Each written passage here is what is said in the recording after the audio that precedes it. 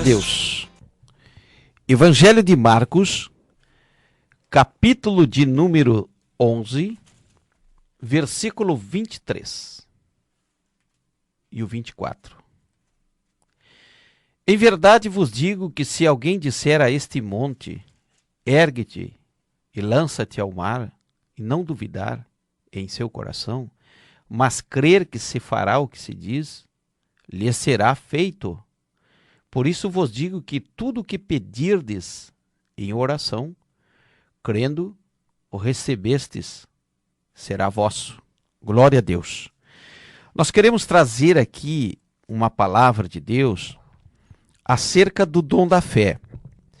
E para nós entendermos bem a dimensão da fé, entendermos bem esse dom maravilhoso dado pelo Espírito Santo à igreja, para que a igreja como um todo, na sua membresia, alcance as suas vitórias, vamos trazer o texto que está também nos versículos anteriores, no mesmo capítulo 11, versículos 12 ao 14 e depois o versículo 20 ao 24.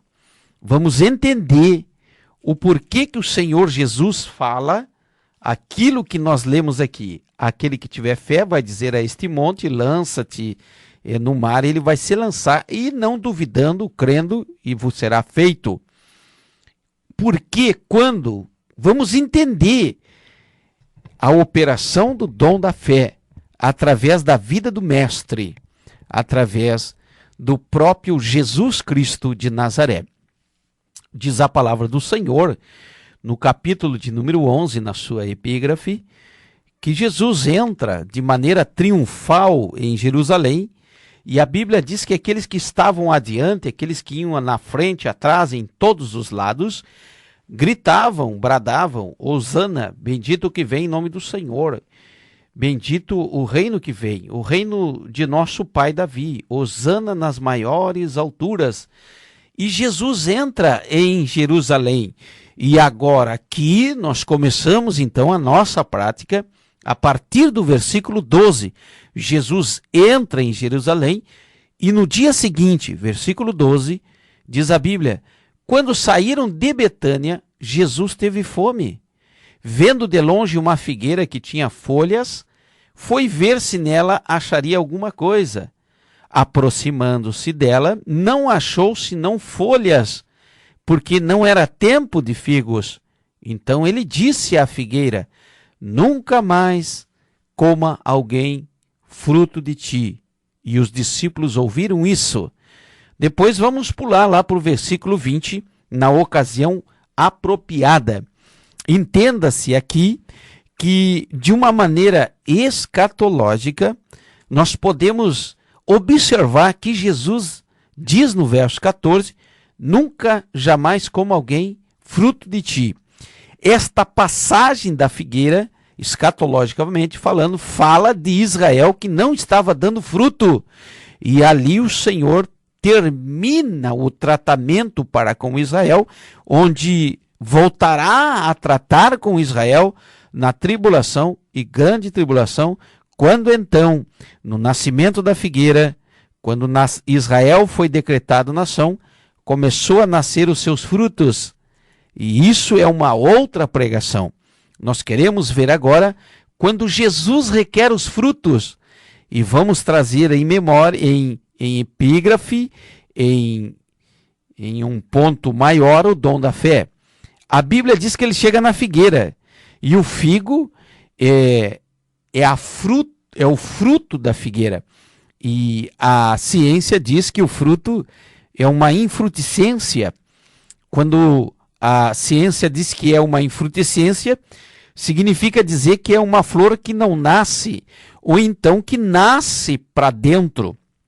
Se você cortar o figo, quando você faz lá o seu doce de figo, você corta ele no meio, você vai ver que a flor está virada para dentro, porque não deu o seu fruto.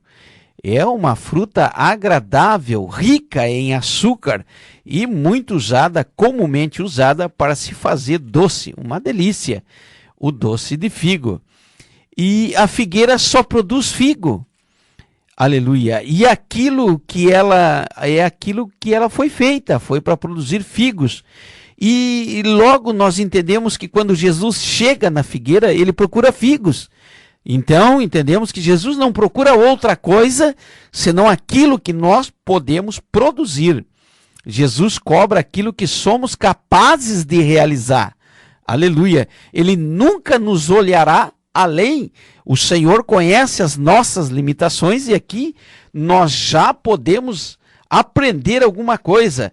E lá em Tiago, capítulo 3, verso 12, diz a Bíblia: meus irmãos, acaso pode uma figueira produzir azeitonas ou uma videira figos?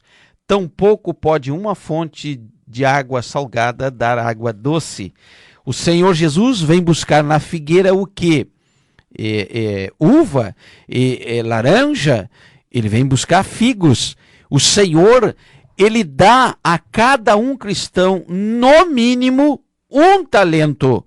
E um dia o Senhor requererá esse talento. Alguns dá 2, a outros 3, a outros 5, como diz o texto bíblico, mas no mínimo todo cristão aceitou a Jesus, recebe pelo mínimo um talento para que desenvolva na sua vida cristã.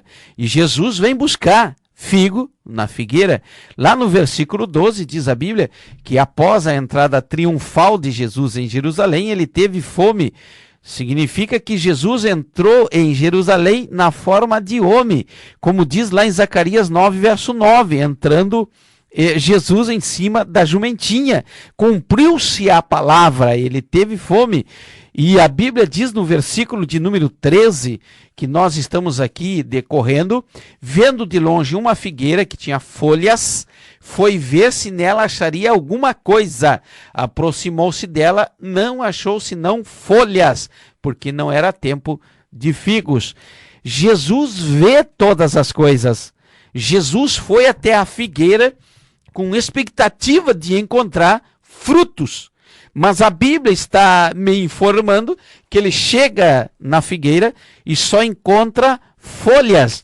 Ele encontra somente aparentemente fruto. Ele encontra uma figueira infrutífera, improdutiva, sem produzir. Havia apenas folha. Quando nós olhamos aqui que a figueira só tinha folha, nós podemos contextualizar para a nossa vida cristã e entender que muitos estão vivendo de aparência. Tem aparência que produz fruto, mas não produz fruto. Tem aparência de obreiro, mas não é obreiro, não ganha almas para o Senhor Jesus. Não é manso, não é longânimo. Tem aparência, como diz o texto, só tem folhas, as folhas brilham.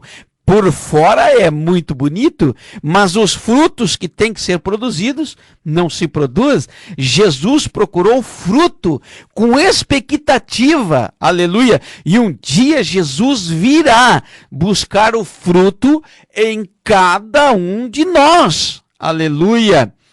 Louvado seja o nome do Senhor. Lá no livro de Mateus 21, verso de número 22, a figueira se seca imediatamente. E aqui em Marcos 11, verso 12 a 14 e depois 20 a 24, a figueira seca-se de um dia para o outro. E aqui nós vamos aprender que, aleluia, no versículo 14, então ele disse à figueira: nunca jamais coma alguém fruto de ti. E os discípulos ouviram isso. Aos que não produzem nada, recebem maldição. Aqueles que só têm folha, só vivem de aparência, um dia o Senhor irá cortar. Aleluia. Havia ali naquele lugar testemunhas que ouviram quando Jesus disse: nunca mais coma ninguém fruto de ti. Antes de nós entrarmos ali no versículo 21, precisamos ler o 20. Passado eles pela manhã, viram que a figueira tinha secado desde as raízes. Quando nós saímos do 14, entramos no versículo 20 do mesmo capítulo 11 de Marcos, nós entendemos que se passou um dia. O milagre, o dom da fé foi exercido de um dia para o outro. Aqui nós podemos entender um espaço para o milagre. Muitas das vezes Deus quer abençoar, recebemos a palavra profética, recebemos a palavra de bênção, recebemos a palavra do milagre, recebemos a palavra da cura e não criamos expectativa quando o Senhor nosso Deus, ele é especialista em criar expectativas para produzir, para realizar o milagre. Foi de um dia para o outro. E aqui parece que vejo o Senhor Jesus dando uma grande lição. O povo tem que aprender a esperar, porque o que mais nós vemos nos nossos dias hoje é o imediatismo. As pessoas querem tudo para ontem, querem tudo para já. Se vão na igreja, pedem alguma coisa, não lhes acontece, logo elas vão para outro lugar. Parece que Jesus é ali algo de mercantilismo, algo de troca. Hoje nós estamos vendo igrejas e cristãos vivendo nessa ideologia barata do imediatismo, quando o Senhor nosso Deus, ele é especialista em expectativa. Jesus criou muitas vezes expectativas para realizar o milagre. Um dia ele disse a um homem, cujo qual ele cuspiu no chão, untou os olhos e disse: vai e lava-te no tanque de Siloé. Naquela distância de onde Jesus estava até o tanque, criara-se a expectativa. Um dia Jesus disse para os 10 leprosos: vão e se apresentem aos sacerdotes. Na ida aos sacerdotes, Jesus criara a expectativa, e nessa expectativa, que significa esperança do milagre, é que acontece de fato o milagre. E aqui o milagre acontece no outro dia. Jesus fala: seca-se figueira, ou em outras palavras, nunca coma mais alguém fruto de ti. E ela secou de um dia para o outro. No outro dia, após Jesus verbalizar, aleluia, toda a palavra que vem revelada de Deus, dos altos céus, na direção de Deus, ou através da palavra da sabedoria, do conhecimento, da profecia, aleluia, a palavra da bênção, da cura, ela sendo verbalizada pelo mandado de Deus, ela cria-se então uma grande expectativa, e aí é preciso usar então o dom da fé para que o milagre seja então realizado. Todos eles viram que Jesus falou, todos eles ouviram o que Jesus falou à figueira, e o que acontece? Acontece 7 coisas ali naquela figueira. A primeira coisa que aconteceu, as raízes, todas elas deixaram de absorver nutrientes. As raízes obedeceram. A terra obedeceu e não lhes ofereceu mais os nutrientes. O sol não realizou mais a fotossíntese. O vento não trouxe mais os nutrientes pelo balanço, aleluia, que traz também o crescimento. A umidade do ar não alcançou mais a figueira. Não apareceu mais ninguém para trabalhar aquela figueira, para adubar, para podar, para enxertar. Não. E a 7ª coisa, tudo foi uma questão de tempo. Aleluia. Quem ouviu, obedeceu. Quando Jesus fala, a raiz que está lá no fundo ouve. Quando Jesus fala, a terra ouve. Quando Jesus fala, o sol ouve, o vento, a umidade, aleluia. E o nome dele é glorificado. Estamos aqui falando de maneira metafórica, num contexto alegórico, para que você entenda, aleluia. No versículo de número 21, diz a Bíblia: Pedro lembrou-se e disse a Jesus: Mestre, olha, a figueira que amaldiçoaste secou. E aí, por que foi Pedro que se manifestou? Porque Pedro era o grande observador dos milagres de Jesus, era Pedro que Jesus daria a maior das responsabilidades e era Pedro que deveria exercer no seu ministério o dom da fé. Ele iria tratar da igreja e a igreja precisa se mover por fé. Como diz em Mateus 16, verso 18, as portas do inferno não prevalecerão contra ela. Em Mateus 18, verso 18, diz a palavra do Senhor que tudo que ligares na terra será ligado no céu e tudo que desligares na terra será também desligados no céu. Aleluia!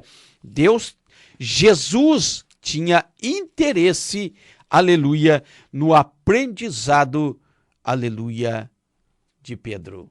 Louvado seja o nome do Senhor. Aleluia. A Bíblia ainda diz, lá no versículo 22, ao que Jesus respondeu: tem fé em Deus.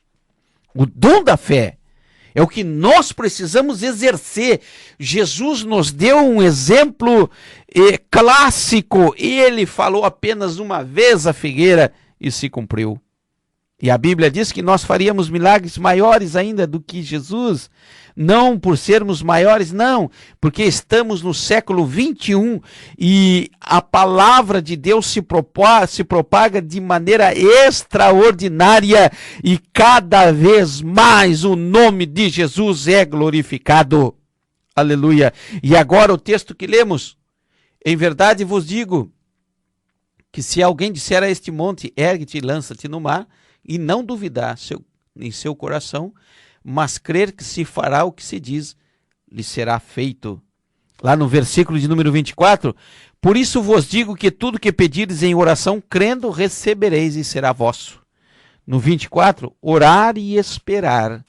Como já falamos aqui, o Senhor deu demonstração que Ele opera na expectativa. Foi de um dia para o outro. Você ora e abre a mão na expectativa de receber, que a vitória vem em o nome de Jesus. Lá no versículo 25 e 26 diz a Bíblia: e quando estiverdes orando, se tendes alguma coisa contra alguém, perdoai, para que vosso Pai que está no céu vos perdoe as vossas ofensas. Você primeiro perdoa, aleluia, tira todo o rancor, e aí você está livre da mão de alguém, e o Senhor então te perdoará. Se, porém, vos não perdoares, também vosso Pai que está no céu não vos perdoará as vossas ofensas. O Senhor diz aqui que o segredo do dom da fé é perdoar a todos que te ofendem.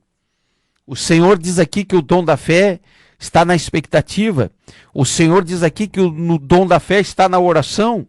O Senhor diz aqui que o dom da fé está em não ficar devendo nada a ninguém e absolutamente perdoar aquele que te ofende, aquele que não te entende, aquele que te agride.